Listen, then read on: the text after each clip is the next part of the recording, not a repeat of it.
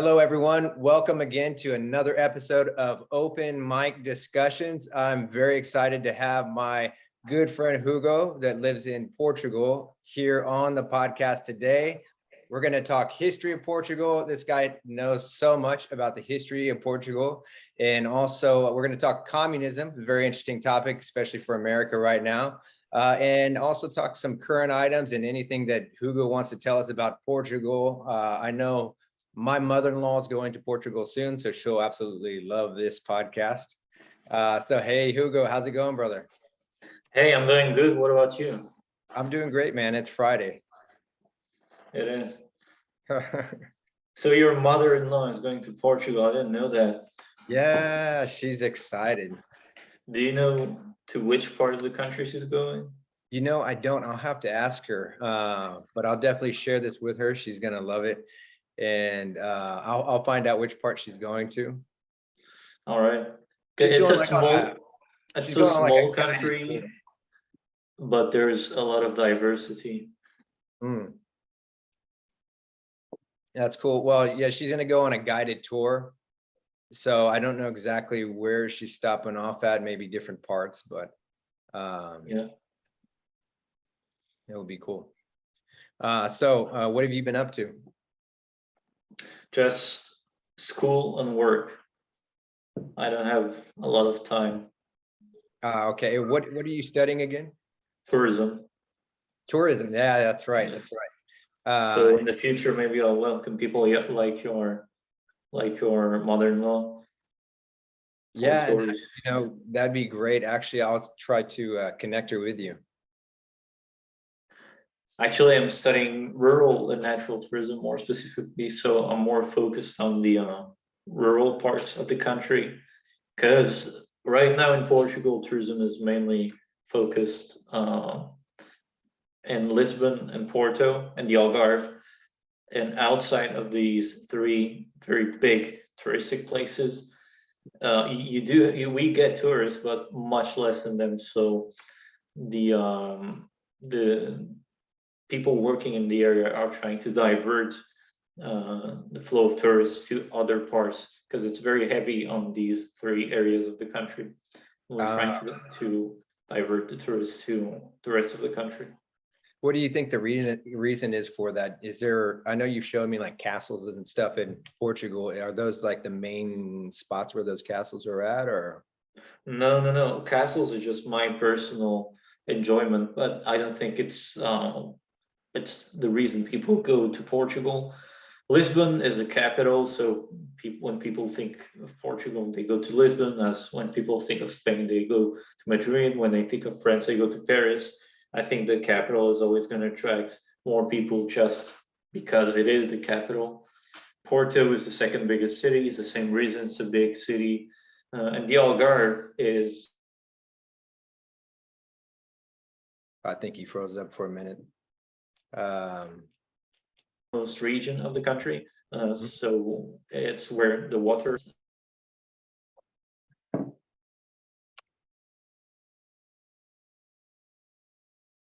The beach. Okay. Hey, brother, you froze up a little bit. I'm just giving it a moment to come back. There we go. You're back. Okay. Sorry about that. No, it's okay. The matrix freezes sometimes, so it's all right. So yeah, I was explaining why these three spots receive more tourists than the others, but I'm trying to focus on areas more distance to these three areas. Okay. So was tourism like huge before the pandemic and it's kind of slowed down and now it's picking up, or how has that affected tourism there in Portugal? Before the pandemic, our biggest year was 2019, so just the year just before the pandemic. But apparently now in 2022, we're beating the records of 2019. So at first, the government was afraid that people would be scared to travel again after the pandemic. People talked about the fact that now people would change their lifestyle, they would travel less, there would be more working through via Zoom, for example, like we're doing right now. But I don't think people changed their way of living at all, because people are back traveling again. I don't think people shut themselves in like they tried. Maybe it was a sort of agenda. I don't know. They wanted us to stay at home, but it didn't work because people want to travel. They have this need to discover. So people are back, and it's doing great actually, and Mhm. it's doing better than before the pandemic. Man, I love to hear that. That's beautiful just to hear that, that's like naturally what people want to do. I think you're right. I think the government's kind of instilled a little bit of fear in people more than they should have had, and hindered traveling a little bit. But it's good to hear that people are out there. So let me ask you, when people come to Portugal, are you primarily seeing people from like certain countries? Like, are there many Americans that come to Portugal, by the way? We have markets that come here more than others. The main countries of origin for our tourists are the UK, France, Germany, the Netherlands. So they're mainly Northern Europeans. If you include French people and the Northern Europeans, they're not Northern Europeans, but I'll include them in just for this time. Um, and as for Americans, we do get Americans, but less than, for example, British people. Okay, yeah, I think that has to do with the cost. My wife and I have been looking at really wanting to go to Spain and going to also to London, right? However, the cost, it's so expensive, but for people in Europe, I'm sure it doesn't cost too much, to travel in between countries. Yes, and also I think because people from the US, you might confirm this or not, but I think people from the US like to travel inside their country more than, for example, British people. Maybe because of the size of the US, you have a lot to see in just one country because it's so huge. While in the UK, it's you have space more than Portugal. It's a bigger country than Portugal, but it's a lot of the same climate, a lot of the same geography. So when they want to see something different, they have to go outside. I see. If they want to have, for example, a sunny place, if they want to see vineyards, I work in a vineyard estate, a quinta, as we say here, and we get a lot of British visitors. They can't do that in the UK, for example. If you're in the US, you can go to Napa Valley, you can go to other places when where you have vineyards. In the UK, they can't do that. Now they're starting to have vineyards in the south, but if they want to have this type of tourism, they have to go to Southern Europe. And if they want to go to the beach, they go to Southern Europe too. So there's this need that people from Europe, due to the fractured nation of this continent, Mhm. people tend to travel outside more than Americans, I'd say. Uh, well, I think in many respects you're right. Like, in America we have a lot of history in America, in different states and different climates as well. And I think that in some respects you're correct. However, I would think that tons of Americans would travel all over Europe if it was just less expensive. The airlines costs are very high for people to travel. So, I think that most Americans would love, for example, to see, Portugal, Italy, because there's so much rich history. And like the pictures that you've sent me, the architecture is phenomenal. Actually, there's one thing I like about the American markets. It's that when Americans visit Europe, generally there's this idea in their mind, just as you're saying, seeing the Mhm. history.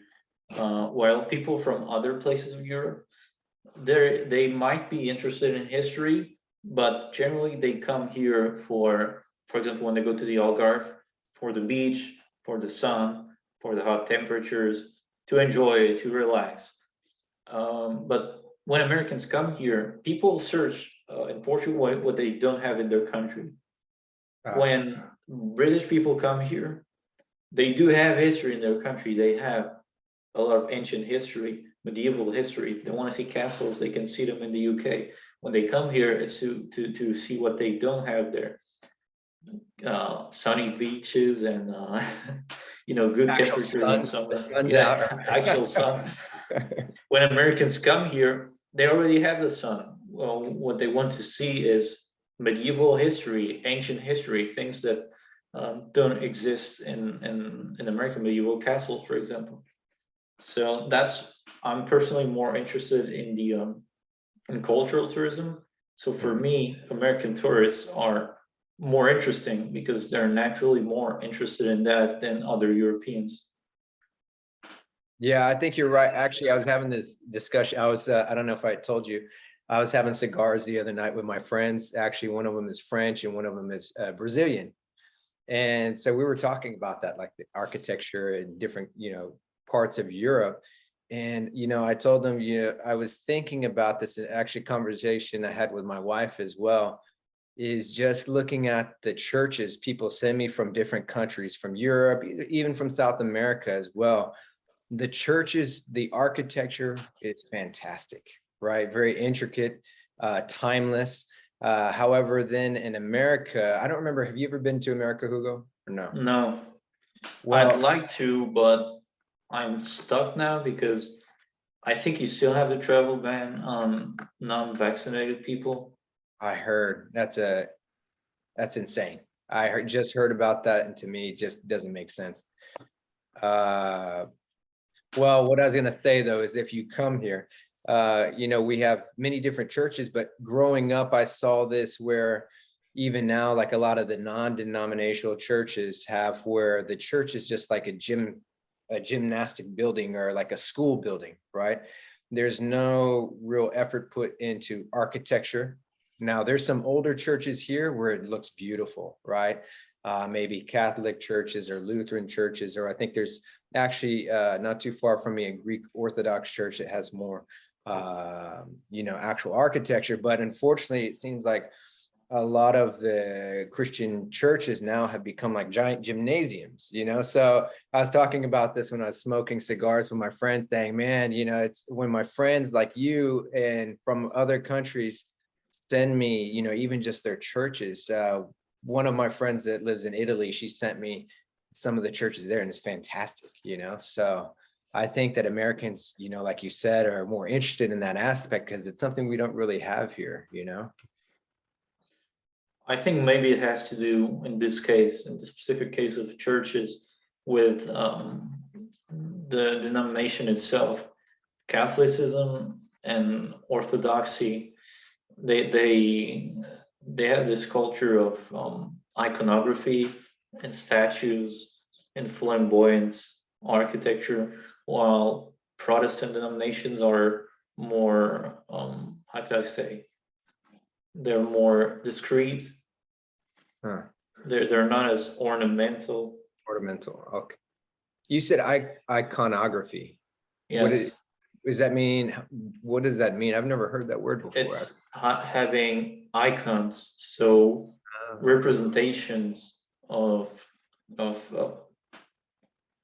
biblical figures, for example. While Protestant denominations tend to dislike representations because of the commandments in the Old Testament to make no graven image. Yes. Um, but Catholics and Orthodox tend to they don't disregard the commandment per se, but they say that their representations are not idols because you don't pray to the representation itself, so they're icons. I It's see. a different thing. And I think the Orthodox have this, I'm not sure, I might be saying something wrong, but I think they have this rule that the icon has to be flat in the sense that they can have pictures but no statues. But the Catholics don't have these restrictions. You see a lot of statues in Catholic churches. The Mhm. history behind it is that when people were illiterate, it was sort of a way to help them focus and to represent biblical stories when they couldn't read it. Mhm. They would read the statues and read the image. It was their way of learning about the Bible without reading because they couldn't read Uh, letters. Very interesting. Well, So in Portugal, would you say, is it primarily Catholic, or what religions do you have in Portugal? Portugal was founded as a Catholic country. I mean, it was founded. No, it was founded after the schism. Yes, so it was a Catholic country and Mhm. stayed so since the beginning of the birth of the nation. But as every Western country, I think in the last decades, there's been a sharp decline in religious attendance and faith. So people today, I'd say, a lot of them call themselves Catholic, but you never see them at church. They just go there maybe for Easter, not even Christmas anymore. So just maybe Easter, some of them. Apart from that, they never set foot in a church. They never read the Bible. They don't know much, but it's just that they celebrate Christmas, but they celebrate the Santa Claus version of Christmas more than the Jesus's birth version of Christmas. They celebrate Easter, but again, they celebrate more the Easter bunny's version of Easter Yeah. than the Jesus version of Easter. People call themselves Catholic, but in terms of real faith, I'd say Catholics are a minority, mainly older people. Most young people are just agnostic. They don't really care about it much. There's a an important wave of evangelical Christians growing, mainly in the big cities, but it's due to Brazilian immigration mainly. Ah, okay. Some native Portuguese are converting, but not. I don't think there are a lot of them. But I'd say the main belief is agnosticism, but the culture is overwhelmingly Catholic still. That's interesting because we've actually seen that in America as well. It's been a topic, and it's interesting that you brought up Brazil too, because I have a lot of Brazilian friends that are very religious. So that makes sense. But I noticed it myself, as a Christian. I think I've told you I have a lot of Muslim friends because one of the languages to speak is Arabic, right? And one thing that I can admire from their religion is that my friends pray 5 times a day, right? It's very devoted. And so that actually impacted me, where I've been personally, really trying to pray more. My wife and I started going to church more. I have to wonder, kind of some of the topics that we've had before, in regards to maybe it's marketing. You mentioned Easter and Christmas, right? We have maybe the marketing has intentionally or maybe unintentionally, I don't know, distracted us from religion, but also how much is it we've talked about with Marxism, right? Being taught, through the schools and things of that nature. What is your perspective? Has that had any influence on religion as far as people becoming more like, agnostic and not so much going to church and so forth? Well, today I don't know the impact of Marxism, but what I can say is that there's a correlation uh, in terms of the region of Portugal, which is the least, which historically has been the least religious region, Mhm. and it's at the same time the most communist region in the country. It's called Alentejo. It's a southern region. Uh-huh. Ellen. Um, it means beyond the Tejo River, which is the biggest one in Iberia. It starts in Spain and it flows through Spain and Portugal and it ends up in Lisbon in the Atlantic Ocean. So Alentejo means beyond the Tejo, that river, and it's a southern region, very dry. Um, it's mainly an agricultural region, and the story of this region is interesting. It's been the poorest region of Portugal for a long time, um, because it has to do with geography. We have to go back to the Middle Ages to explain that. So when Portugal conquered that place to the Muslims, because before Portugal was a nation, there were Muslims in Iberia. Sorry, who Mhm. themselves conquered the place to Germanic tribes, who themselves conquered them to the Romans, who themselves conquered them to Back and native forth, tribes. right? Yeah, so it goes back a long time. But basically, when Portugal conquered the place, the north It's a mountainous place. I live in the north. I live in the extreme northwest at the border with Galicia. And it's very mountainous, very rainy. And here, people lived in more rural places. You had a lot of rural lords, local lords, and people were submitted to these local lords. And it was a very rural environment, very devoted environment. People say the Catholic capital of Portugal is Braga, which is the it's a big city in the Minho region where I live, and has been the seat of the archbishopry of they call themselves the primate of all Spains in the plural, which is all of Iberia. But Spain doesn't recognize that title, obviously. The primate, did you say the primate? The sorry, I don't know how you say it in English, but basically the bishop of Braga, the archbishop of Braga, says he has jurisdiction over all of Iberia. Basically, I'm not as knowledgeable about Catholic hierarchy as I am in history, so I can't tell you the specifics of this.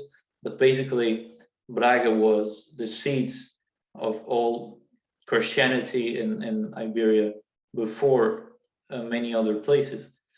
So that's how the north organized itself. While in the south, due to geography, it's very flat. So it's good for intensive agriculture. You have a lot of big, huge fields. And people were concentrated in cities. So it was a more urban area. And this lasted for centuries. And if you go back to the previous century, that's where it's interesting, because people in the north, a lot of them, not all of them, but a lot of them owned their land. There were small parcels of some hectares. I don't know. I can't convert hectares into acres. Acre, yeah. Me it's neither. a unit of measure. So it's the small parcels, like 2 or 3 hectares. While people in the south, you had huge landowners. To give you a measure of comparison, I work in an estate here in a vineyard, which is 30 hectares, and it's quite big for the region. And this vineyard where I work is owned by a company from the south, from the Alentejo region, and their main estate in the Alentejo is more than 1,000 hectares.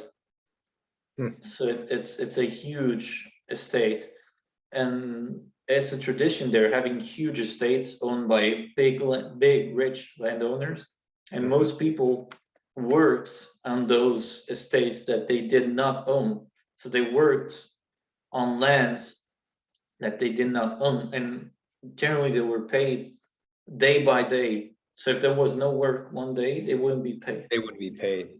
So they worked day by day. While people in the north had their own land that they would farm for themselves. It was a more traditional way of working their land. While in the south, mainly urban people working on lands they didn't own.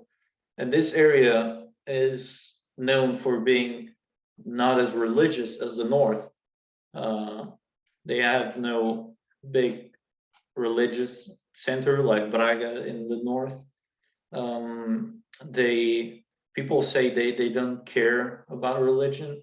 I don't have any friend from the Alentejo. I can't really tell you their psyche, but it's what's said about them. And the interesting thing is that at the same time, they were the biggest voters of the Communist Party in the last century. Now it's sort of declining, but it's still they still do big scores there. But it's understandable from the perspective of a farmer from the 20th century, when Portugal was a miserable country that worked on lands they didn't own.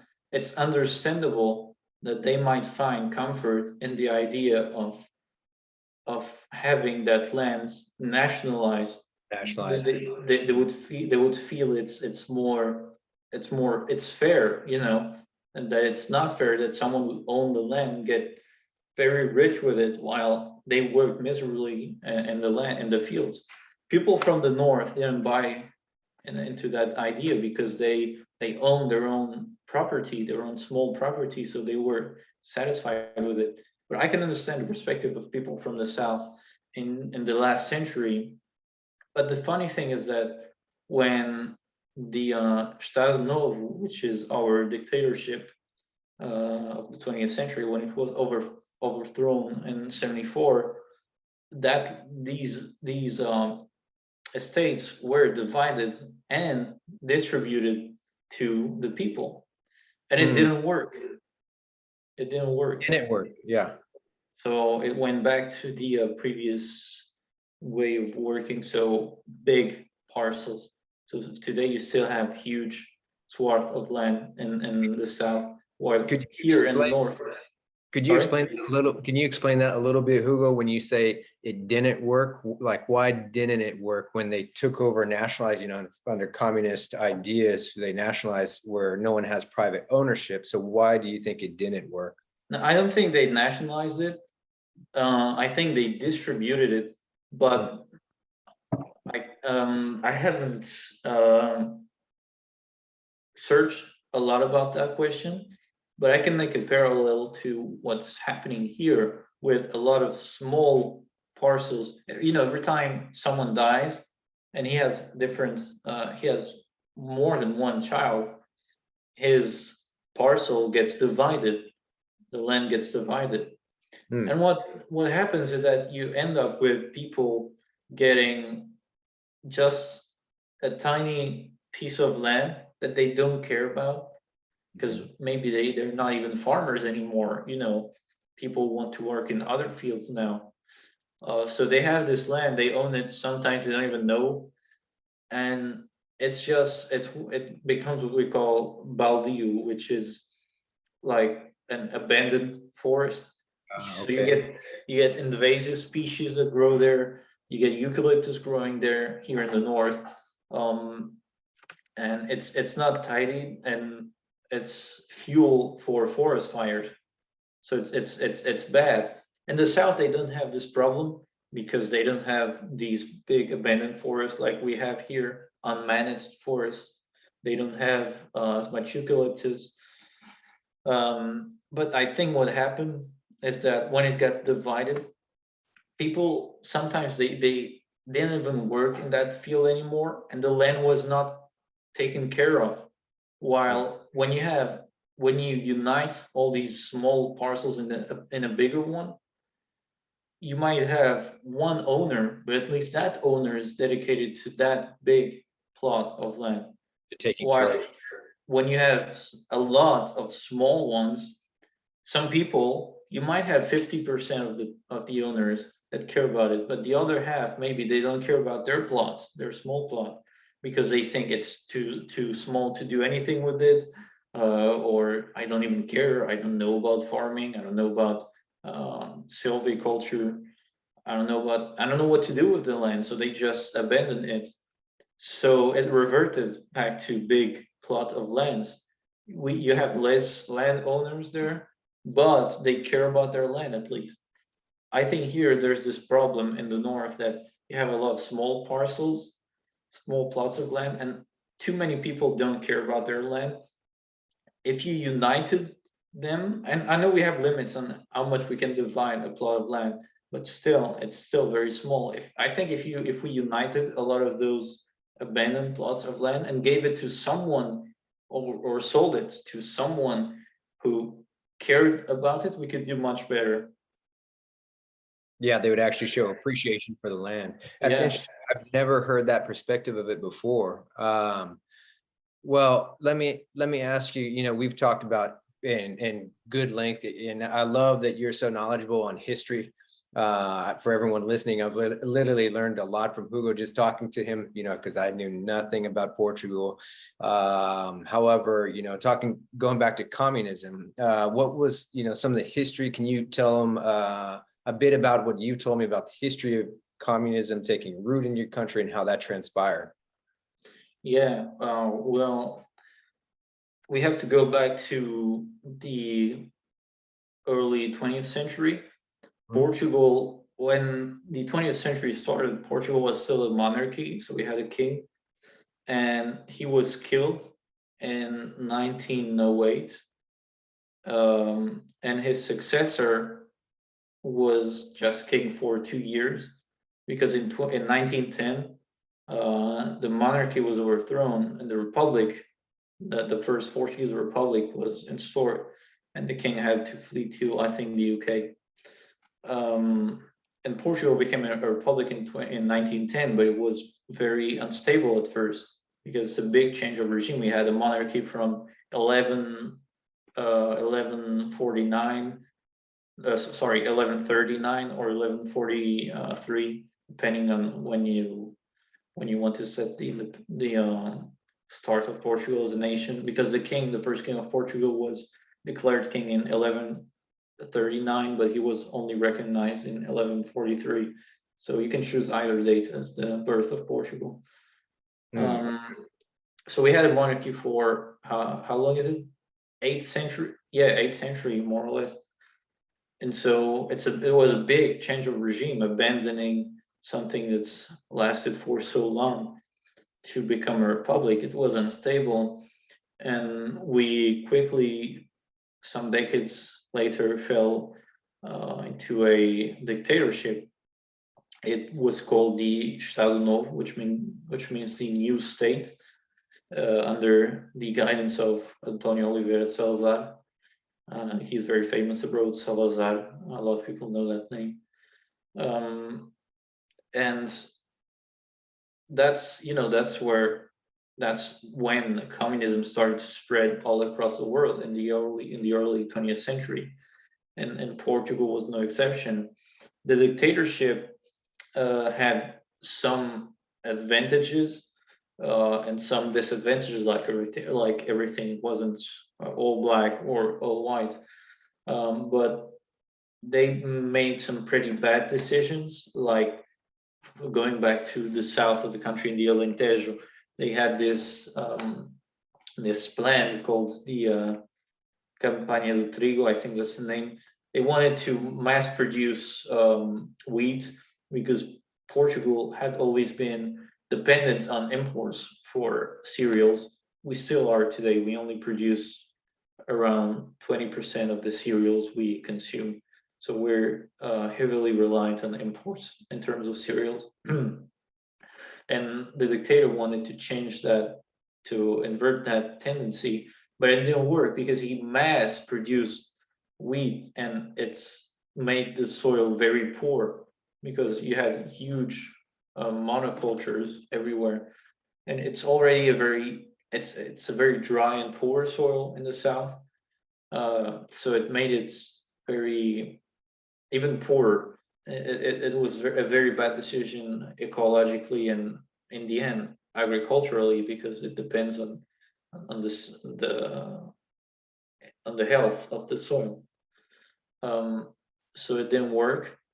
They did a lot of things that didn't work. They tried to retain the overseas provinces for too long in Africa, which today are Angola and Mozambique, and Cape Verde, Guinea-Bissau, and São Tomé and Príncipe. All these former colonies were transformed into overseas provinces, but technically they were overseas provinces, but in fact they were still treated as colonies. And it was when you had this huge decolonization movement in Africa.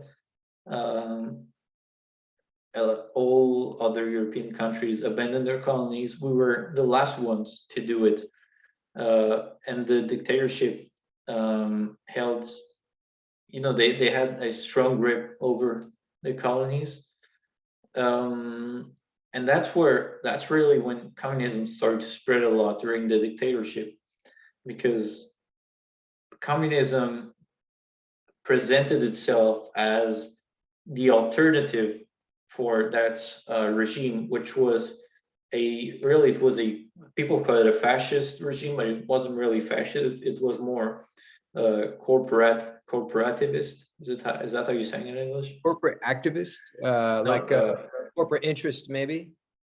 so it was basically, society was divided in different, how could I say, it's different sectors. It's not fascism. Basically, it saw itself as an alternative to both socialism and capitalism, but Okay. one that didn't work. Let me just check the name. I think it's corporatism. I think that's how you say it in English. Corporatism. Corporatism. Hmm. Yeah, corporatism. Okay. So it's dividing society in different organizations, sectors, um, and communism presented itself as an alternative to this regime, and the left wing basically infiltrated the military, and they organized the 1974 coup in Portugal. It was a pacifist revolution. No blood was shed, but um, it was led by the military still, and they freed the overseas provinces. They granted independence to all of them. The exception being Macau, because it wasn't a colony; it was basically landed by China. We paid. Uh, we at first, in this, I think it was in the 16th century, when China granted it to Portugal, we had to pay a tribute. But I think Portugal stopped paying it at some point. I don't exactly know when. Mhm. But there was a treaty between China and Portugal that Macau would be transferred back to China in 1999.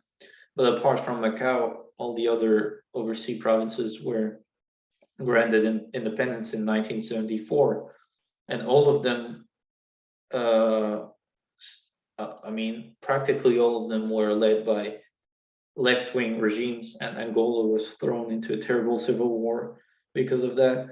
Um, but so basically, Portugal shifted from this corporatist regime to a socialist regime, and you had a lot of even a terrorist communist movement that infiltrated this movement. I think they were called FP7. Let me check their name. Um, I think they were called FP25. Is it FP25? Yeah, sorry, I was going to say FP75. FP25 That was because the the name 20. of the communist group. Yeah, they were a terrorist communist group that infiltrated that revolutionary movement in '74. They were called 25 because it was on the 25th of April that the revolution happened, 25th of April of '74. And they wanted to install a communist regime in Portugal, but fortunately they were stopped at some point. And Portugal, at first, if you want to know how deep this was, at first Portugal had in its constitution after the coup that it had to follow the path to a socialist regime. It was in the constitution, but this was luckily erased later. They changed it. Mhm. But so at first, that's basically the story behind it. I think I'm repeating myself a lot, but sorry, I'm repeating myself a lot. But the left wing presented itself as an alternative to the dictatorship, the corporativist dictatorship. They were appreciated in the overseas provinces and the colonies because they freed them. They presented themselves as a wave of freedom and equality, and Mhm. they were welcome at first. and it mainly worked because they had the military with them, because the people didn't really participate in the revolution. It was the military, but the people were content with it, a lot of them, and they had the intellectual class with them too. So that's when socialism took control of Portugal, and I think they never loosened their grip since then. They still have a strong power in Portugal. Yeah, the Socialist Party is still in power. Portugal liberalized a lot in terms of economical decisions. So in terms of economics, we shifted to the right a bit, but still there's still this socialist culture since '74. Uh, but the dictatorship is responsible for letting them grow, because instead of trying to solve their problems, people want democracy, and when you're a dictatorship with a regime that doesn't work, a system that doesn't work, um, and you let the left present itself as the only alternative for a democracy and for more rights, it's natural that people will accept it, because no one tried to present the solution of the free market. Or maybe there were people that tried to, but they had no influence because no one knows about them. I don't know about them. Maybe Hmm. you had some intellectuals that thought about it. I don't know. Well, Following the we do. path of.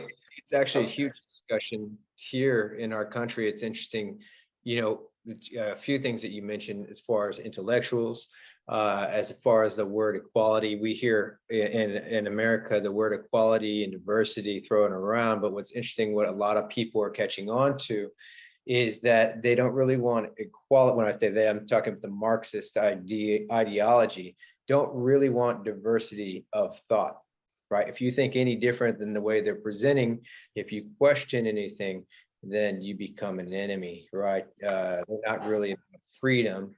And what's interesting is you mentioned is as far as intellectuals, right? I don't know, recall if I told you, I've done a lot of research on the history of where this came from, which around World War II era, you had the Marxists in Frankfurt, Germany. They made a school called the Frankfurt School of Germany, right? And they basically strategized a plan of how to spread communism. And they first brought their professors over to New York, right?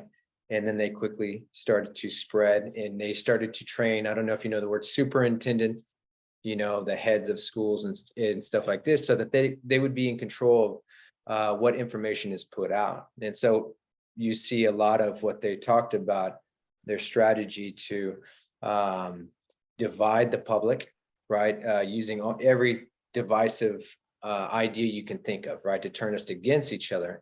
Also, they wanted to over-sexualize children, which we're seeing here in America. It's insane.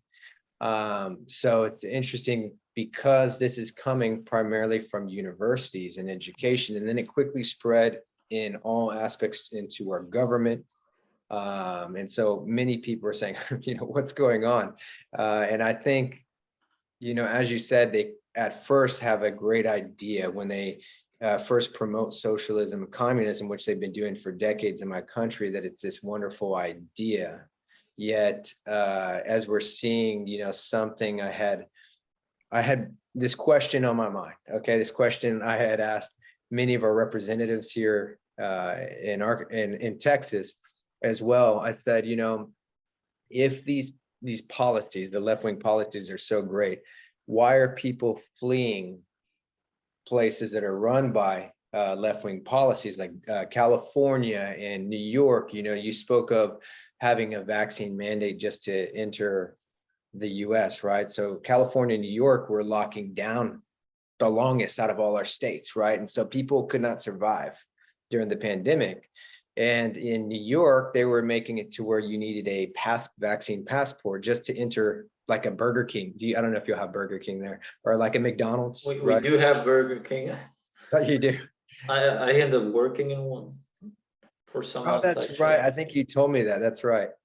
Well, in New Uh, York, there's videos of people being arrested for trying to enter without showing proof, which is insane. Because then we talk about equality and all these, not a huge thing that the left has said is, we're not supposed to discriminate, which I think is a wonderful idea, but then they have openly discriminated against people. So in that respect, with like California and New York, it's like people don't flee America, or at least they haven't yet. They're fleeing states in America now for Texas and Florida, where we believe in freedom. But it's similar to how people have fled Cuba and fled Venezuela, because like ultimately, like you said, it starts out as this wonderful idea that sounds great, equality for everybody, but then quickly turns into something very destructive. but I think this what you're mentioning is a new way of left wing ideologies that focus a lot on the cultural aspect. While what happened in Portugal back then, which is still quite recent, a lot of people who lived it are still alive today because it was in the 70s. There was a real need to change the regime because it was an authoritarian big government regime. It wasn't a free market regime. It's not like today people are trying to subvert the free market to their will. Back then in Portugal, you had a big government that didn't work and that didn't want to question itself. And the socialists were the only ones that presented themselves as an alternative. So it's natural that the military that was tired, for example, the military was tired of this endless war in Africa to maintain the colonies. My grandfather participated in that war. It was terrible for nothing. Um, so they were tired of it. The government didn't want to question itself. The government was living in its own bubble. It was a big government. Um, and the socialists were the only ones that presented themselves as an alternative. So I understand that people were tired of that regime, which had some stupid rules. For example, you needed a license to have a lighter. You needed a license to ride a bicycle. Uh, Really? yes, and What so license for a lighter? Why was that? What was the reason given? I don't know. Maybe the danger. Hmm. You needed a license for it. And for a bicycle too. And the police, you had this state police called the PID. They were basically a thought police. Hmm. They reviewed articles. If it criticized the government, they would censor them. So it's understandable that the socialists ended up getting power because when a government doesn't want to question itself, it ends up crumbling. But you had no free market alternative, which is which is what interests us: private property, free market, freedom. We ended up switching from a big government authoritarian regime to a socialist regime. But we know that socialist regimes tend to, at first, they might present themselves as liberators, and in this case, they did liberate Portugal from this regime. But we know that after that, they tend to stay in power and they start to build their own big government and their own authoritarian regime. Um, and I think that that's what I'm scared of. They gain power. Now we do have democracy. Now we can elect people, but you know that it ultimately depends on the media because people will vote for what the media tells them to do. So in the end, if the socialist party is in power, and for example, I can give you an example of the nepotism we have right now in Portugal. The brother of the prime minister, who's a member of the Socialist Party, um, is the director of one of the big journals in Portugal. So you know, you had conflicting interests. So if the government, has control over the media and they tell people to vote for them, nothing's going to change. It's a sort of soft authoritarian regime. With the Estado Novo, with the old regime, you couldn't vote. Now you can vote, but you're always going to vote for the same ones because they because the control. media tells you to. That's actually something, it's fascinating because I've been talking about that for quite some time here, even making posts on social media talking about, you probably might know CNN, maybe they're there because they Yes, seem to be we in do every have country. CNN too. Yeah, they seem to be in every country, which to me is a bit strange. But then there's Fox News is the right wing, right? And both of them are basically pure propaganda, right? It's pure opinion pieces in the guise of being news, right?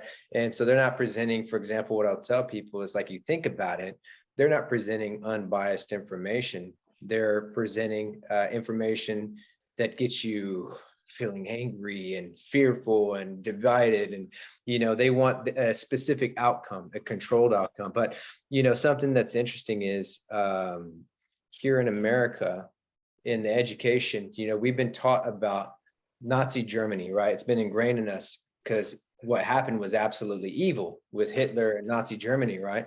But what we're not taught about in the same measure is the great evils of communism as well, like with Stalin, Lenin, and Mao. And what's interesting about that when it comes to media is, we have a firm understanding of the evils that were committed by Hitler and the Nazis. However, in our ignorance of communism, of the genocide that was committed, millions of people killed, is with communism and the Nazis both sought to control the media, the same strategy. And they wanted to do, like you said, thought police. So they control everything that you're seeing, what you're thinking, and censoring. So both of them have the same strategy. Both are very extreme, but Americans don't seem to have an understanding of this history because it seems like it hasn't been taught almost intentionally. So it's interesting when you talk about that, seeing in Portugal, that history as well. Well, I think I think we should compare what happened in the 70s in Portugal, because Portugal was a miserable country with a regime that objectively was not working. So they had something to fight against, while now they're really trying to subvert something that's working: the free markets, the private ownership, freedom of thought. Those were not traits of the old regime in Portugal. So if communists want to come and say, we fought against this regime, if you're against us, are you for this old regime? No, I'm not for them. I'm not in favor of corporatism, but I'm not in favor of you either. What they're doing now, they're trying to create this dichotomy, and that's why I think that's why they only talk about the horrors of Nazi Germany and not of the other of the communist states. It's because they want to create that idea in your mind that if you're not with them, you're either a Nazi, or in our case, you're for Salazar, or in other countries, I don't know, if you're in Italy, you're a fascist. Yes. In every country, they're trying to create that story that they freed people from this regime. So if you're not with them, you're for this regime. It's trying to create that dichotomy in your head. If you're not with us, you're against us. You're with that horrible regime from the past. Yeah, I agree. And actually, that's a good point. That's something that I had been speaking with my friends about in different countries, is how I noticed, and more so recently, by paying attention to, for quite some time, I was only watching American news, right?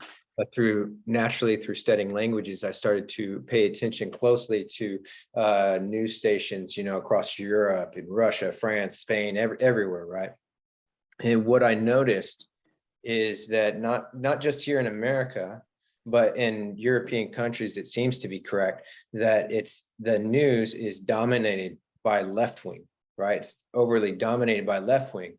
And so what I noticed overwhelmingly is every single headline that you read, or every single broadcast where they're speaking, they're saying, that person is far right or far right extremist or radical, blah, blah, blah, when in reality, they're people that are not extreme. They're very conservative.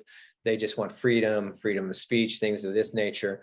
But they classify anybody that goes against, like you said, anything that contradicts their ideology. It's got to be extreme right and far right. So I have thought that it's important to also, okay, well, do the same, because what they've done is they've taken control of language, right? Is that you have to start to identify, okay, that's far left, right? That's the radical left, because in one respect, that's something they used weaponized against people's minds, right? And unfortunately, a lot of people, like in my country, okay, for example, I'm more conservative, right? But I've grown up with a lot of Democrat people, and a lot of Democrat people that are left wing, right? However, a lot of those Democrat people I never once ever saw as being extreme, and they're not. However, now they've accepted the very far left ideology being pushed. They've accepted it unknowingly almost. And even though I know those people aren't extreme, they've gone along with, for example, mass censorship, right? That goes against our freedom of speech, our First Amendment right here in America. And it's interesting. Big pharma, right? If you know about big pharma, Yes. medicine and stuff. And with war, you have the Ukraine-Russia war is a hot topic, right? What I've noticed is that Democrats growing up, they were the left wing. They were anti corporations, anti big pharma, anti war, right? In many respects, they had great reason to be. As we're seeing, like you're talking about the vaccine just to enter the country, even though we all know the deal now. The truth came out, but with war and so forth. But now the interesting thing is they've done a complete reversal.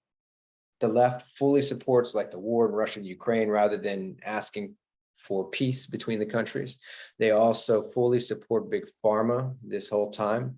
They fully support corporations. And so what I've started to ask people, I said, what happened? What triggered that for them to do a complete reversal and to accept this? It's very strange. Well, the thing with big pharma is that you have those figures of authority that they use science, the word science, to present an idea, and most people are not educated in science. I'm personally, I admit I don't know as much as I should in terms of science. But when the word science is used by people with a certain authority, it scares people. We've been taught, and rightfully, that science is a method to discover truths, but people forget that it's a method and it's not an ideology. It's not a sort of God. It's a way of thinking. It's a way of discovering truth.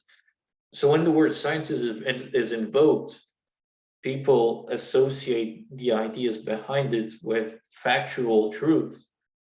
So science says, take the vaccine or your grandma is going to die. People on TV here in Europe have said things pretty close to what I'm saying right now.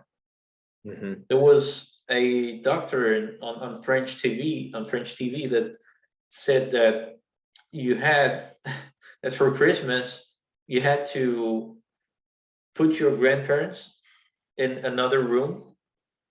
You know, they're gonna eat in their own corner, and you eat in your own place. Another one said that you had to use the mask, eat, put the mask again, eat, put the mask again. Yeah. So if you followed every, imagine you're just the average Joe watching TV.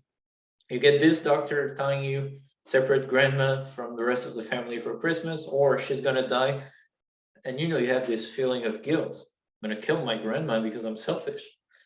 The other one's saying you have to put your mask back on after every time you bring the fork to your mouth. So if you combine every piece of advice from these doctors, you end up in a crazy situation with that big feeling of guilt. If I don't do that, I'm going to kill people. And it's science that's talking. And I learned in school a lot of things thanks to science. I learned how our body works. I learned how our planetary system works. I learned how the sun and the moon work. How, I learned the continent. I learned a lot of things in school thanks to science. So I'm gonna still listen to it. He's a doctor. He studied science. He knows. He talked about science, and you see these pictures of people with white, how you call them, bata, white, Coat, yeah, coat or the whatever. white, Yeah. the white coat. It's a figure of authority. You hear the word science from doctors, plus the feeling of guilt. These three things combined create sheep, basically, and people get scared, and they invest so much energy in that new life they have with the mask all the time, with the social distancing. They invest so much energy with the stress too, that when people don't follow it, they feel like it's unfair. I'm wasting so much energy with the mask, with separating my grandparents from the rest of the family during Christmas. Why don't you do it? Why do you live your easy, normal life? And so they get angry at the other ones, and that's how society gets divided. And when they get angry, sometimes we don't really answer well to them. We call them sheep and we go on instead of trying to explain. Some of us have this way of communicating too that isn't the best one. We just, you're a sheep, and we go on, and they, we're not explaining anything, so they think, you're just a conspiracy theorist, and we create this barrier between themselves and between them and ourselves.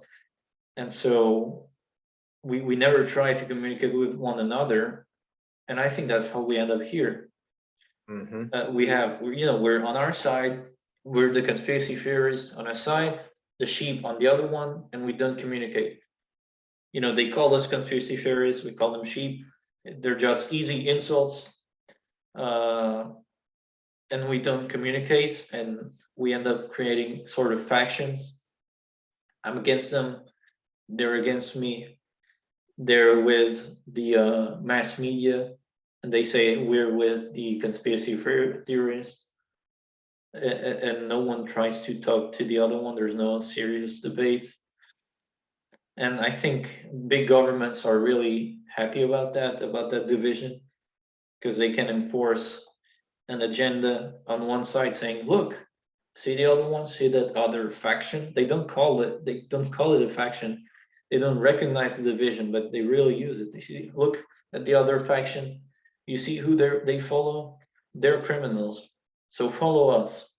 If you're with science, you're with us. Absolutely agree. Well, it's interesting because it's easy to fall into that trap of wanting to, okay, he's just like you said, a sheep, or they're conspiracy theorists from that side, right? Easy, because it's like instigated through media. Well, I think my wife and kid are home. So it's easy to fall into that trap. But just to give you an example, when you talk about that with a mask, you talk about it's funny, not funny, but they were saying if you don't wear a mask, a big thing here in America, they were saying you're a grandma killer. right?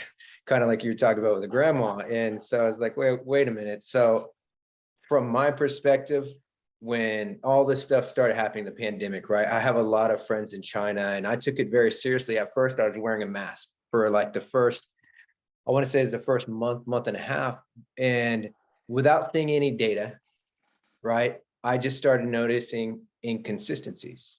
And those inconsistencies were, I was like, oh, wait, these politicians here all over the US, left-wing politicians that were pushing, like there's Gavin Newsom in California, pushing the strictest lockdowns ever, right? For people on masks and arresting people for not having masks or not allowing them into businesses. But then those same politicians were at these huge parties without a mask. They'd have celebrities going to football games and stuff, no mask, right? The same celebrities pushing this idea. So I said, wait a minute, this doesn't add up, right? And then I started to see other inconsistencies, like you're mentioning, the taking off the mask when you eat and stuff, right? So people were told, send your kids all day to school with a mask on, right? Which I think the whole time was horrible once I started to realize what was going on. But it also didn't make there's no common sense behind it, because at the same time, they were making little kids wear masks the entire time. People were going to restaurants, entering with their mask, and then sitting down, taking off the mask and eating and having a conversation inside of an enclosed restaurant, right? But then forcing their kids to go to school with a mask on. And so I started noticing those inconsistencies. And then even for our son's school, like he goes to a great school, I'm very grateful for them. However, at one point they tried to force the mask again. And my wife and I said, no, absolutely not. We will pull him out of school and we will homeschool him if you try to force it, because we did not agree with it. Hey, baby, my daughter. But yeah, so that was basically the idea. Hey, you, how's it going? Would you grab a real quick? Okay.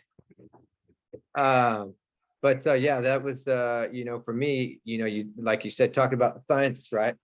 I love science, but that's the whole thing, is people don't correlate because they're just listening to authority, like you said, the scientific process, right? Of having a hypothesis, asking questions, not just blindly following. But then big part of the scientific process is, if tests don't add up or something doesn't make sense, science is willing to throw that out. But what we were told from the experts and from the media is, now the science is settled. We're the science, right? Like you said. So they're the authority, of course, you know? Yeah, it's and fear is a great mechanism. It is. Fear is a great mechanism to enforce all different kinds of policies. Um, but to be honest, I don't know what's the plan behind all this. What do you want to do in the end? We imagine everyone complies to the lockdowns, everyone wears the mask exactly as they want. What now? It's a Well, good question. what happens next? Why? Maybe it's like Xi Jinping in China. They have this zero COVID policy. They want none of it, which is terribly stupid because every disease will exist. You still have today cases of the plague. You still have people getting the plague, the same one as in the Middle Ages. Why is there no zero plague policy?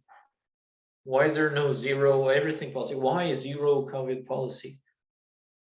Is it worth it to try to eradicate a disease that naturally would come back seasonally for your political image? To be the one that said, here's my political heritage, zero COVID policy. I'm the one that eradicated COVID in my country, which will imply closing it forever, because they can have their policy in their country, but what if someone from a country that doesn't have this policy comes to their country and spread it?